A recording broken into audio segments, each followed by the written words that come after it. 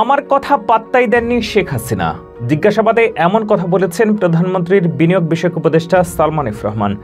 বলেছেন এর আগে 2 বছর গ্রেপ্তার থাকায় কারাজীবনে তিনি অভ্যস্ত, তবে তাকে গ্রেপ্তার করে রাখা দেশের জন্য ক্ষতিকর বলেও মন্তব্য করেছেন তিনি। শেখ হাসিনার সরকার পতনের পর গ্রেফতার রথী মহারথীরা নানা প্রশ্ন করেন জর্জরিত। ডিবি পুলিশের রিমান্ডে তারা দিচ্ছেন চাঞ্চল্যকর সব তথ্য।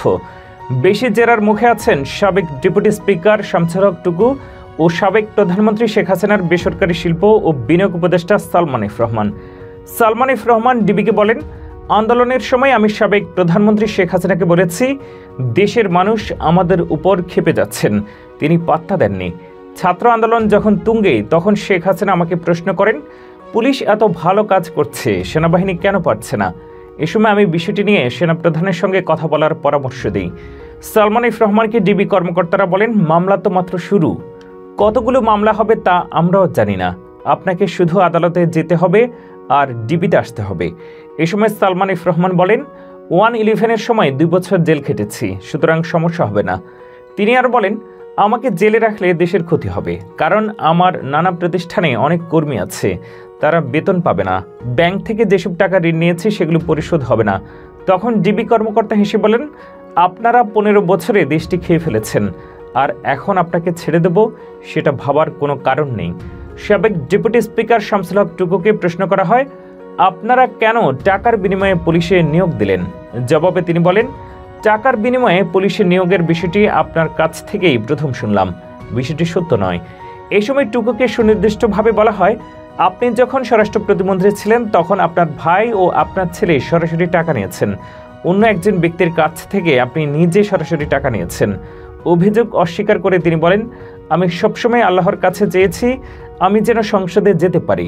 আমার বয়স যখন 25 বছর তখন থেকে এটা চাচ্ছিলাম, কিন্তু 60 বছর বয়সে আল্লাহ কবুল করেছেন। আমি মন্ত্রিত্ব চাইনি। জামায়াতের তৎকালীন আমিরকে হারানোর কারণে 2009 সালে শেখ হাসিনা নিজেই আমাকে মন্ত্রী হওয়ার অফার করেন। তিনি আর বলেন, প্রথমে আমাকে বিদ্যুৎ প্রতিমন্ত্রী করা হয়, এর 6 মাস পরে স্বরাষ্ট্র প্রতিমন্ত্রী করার প্রস্তাব দেওয়া হলে আমি ওই দায়িত্ব নিতে চাইনি। তখন প্রধানমন্ত্রী বলেন, আমি বাংলার ছাত্রী হয়ে পুরো দেশ চালাচ্ছি, আর তুমি ম্যানেজমেন্টের ছাত্র হয়ে একটি মন্ত্রণালয় চালাতে পারবে না? তুমি দায়িত্ব নাও, সমস্যা হলে আমাকে বলবে, আমি সব সমস্যার সমাধান করে দেব। আইনমন্ত্রী আনিসুল হক, তথ্য প্রতিমন্ত্রী জুনায়েদ আহমেদ পলক সহ গ্রেফতারকৃত অন্যরা জানিয়েছেন, দেশে অরাজকতা সৃষ্টির পেছনে সাবেক প্রধানমন্ত্রী শেখ হাসিনা একাই দায়ী, কারণ তিনি তাদের কারো কথাই শুনতেন না। এই সময় ডিবি কর্মকর্তা পাল্টা প্রশ্ন ছুড়ে বলেন, আপনারা যারা উপদেষ্টা, মন্ত্রিপরিষদ সদস্য ও নেতা ছিলেন, তারা শেখ হাসিনাকে বোঝাতে পারেননি। আপনারা যদি সবাই শেখ হাসিনাকে সঠিক বার্তা দিতেন তাহলে তিনি নিশ্চয়ই বুঝতেন। তারপরও আপনাদের কথা না শুনলে আপনারা কয়েকজন পদত্যাগ করে দৃষ্টান্ত স্থাপন করতে পারতেন। এই সময় তারা ডিবি কর্মকর্তাদের বলেন, আপনারা জানেন না শেখ হাসিনা কত বড় একরোখা মানুষ।